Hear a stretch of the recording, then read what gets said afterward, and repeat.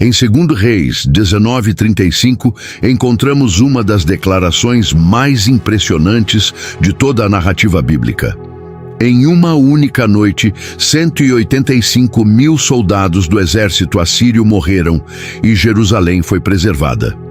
O texto afirma que o responsável foi o anjo do Senhor.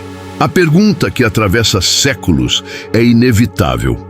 Estamos diante de um milagre literal, de uma interpretação teológica de um evento natural ou de uma construção literária posterior?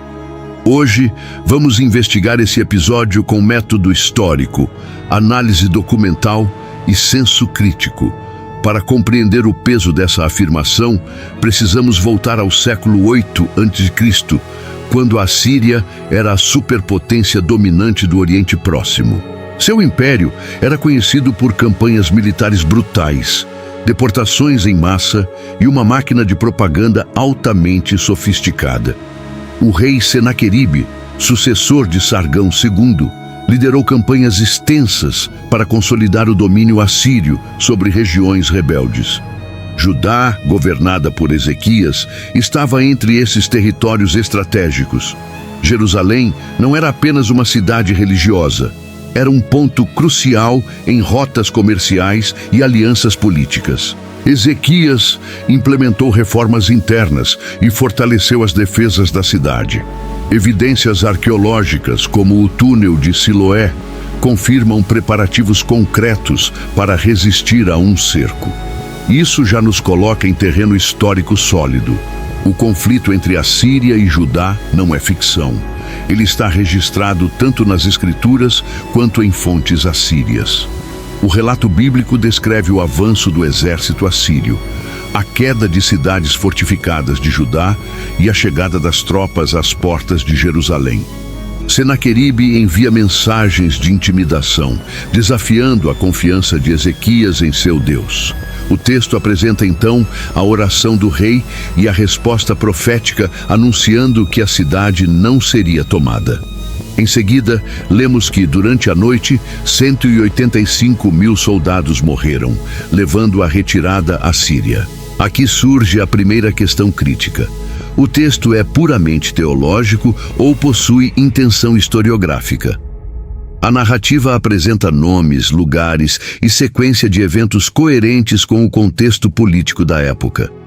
Não é uma história ambientada em um cenário mítico indefinido. Ela se insere em um conflito histórico verificável. Quando voltamos às fontes assírias, encontramos um documento conhecido como Prisma de Senaqueribe. Nele, o rei descreve sua campanha contra Judá. Afirma ter conquistado diversas cidades e afirma que trancou Ezequias em Jerusalém como um pássaro numa gaiola. No entanto, o texto não declara a conquista da cidade. Para um império que celebrava vitórias com detalhes grandiosos, essa omissão é significativa. É importante entender como funcionava a propaganda imperial assíria. Reis exaltavam triunfos e minimizavam fracassos.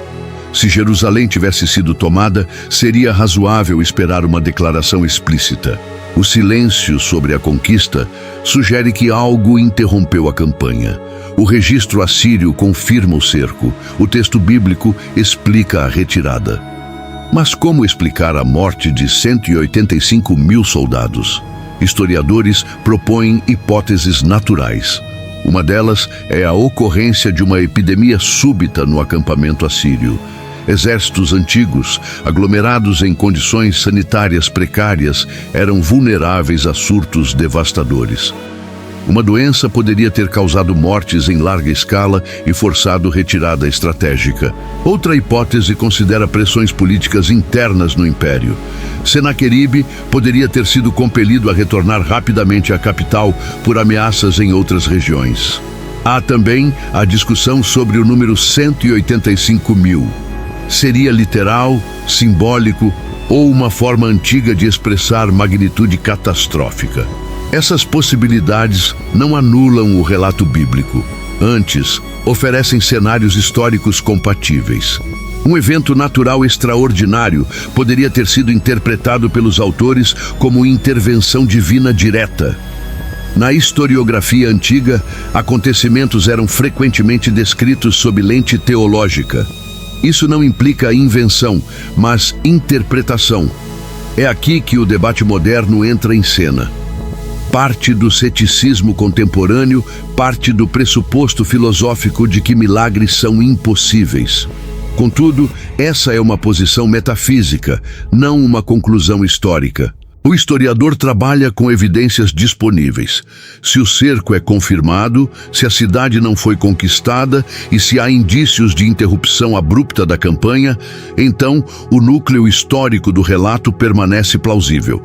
A distinção crucial está entre impossibilidade histórica e improbabilidade filosófica. O fato de não termos registro assírio detalhando a causa da retirada não invalida o evento. Pelo contrário, o padrão de omissão de derrotas torna o silêncio compreensível. Além disso, descobertas arqueológicas ao longo dos últimos 2 séculos já demonstraram que muitos episódios antes considerados lendários possuíam base histórica concreta. Quando analisamos o conjunto das evidências, observamos convergência significativa. O conflito existiu. Senaqueribe invadiu Judá. Jerusalém foi cercada. A cidade não caiu. A retirada ocorreu. O texto bíblico preserva esses elementos em coerência com o cenário histórico do período. Resta a pergunta inicial: história ou milagre?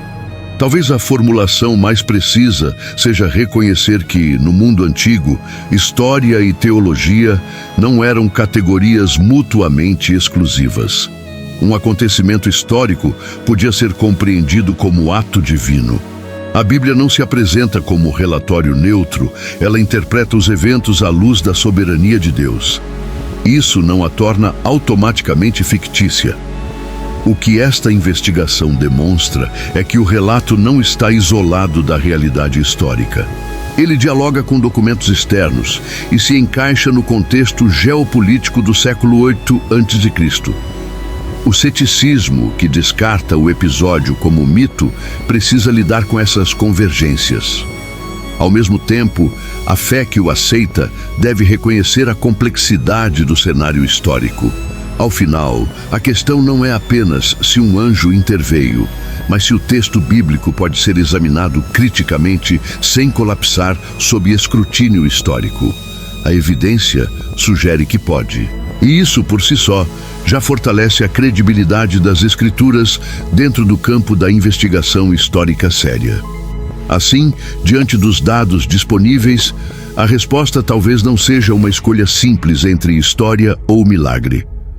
Pode ser que estejamos diante de um evento histórico real, interpretado teologicamente por seus contemporâneos, preservado em tradição escrita e confirmado, ao menos em parte, por registros externos. A investigação não elimina o mistério, mas demonstra que fé e história, longe de serem inimigas inevitáveis, podem dialogar de maneira intelectualmente honesta.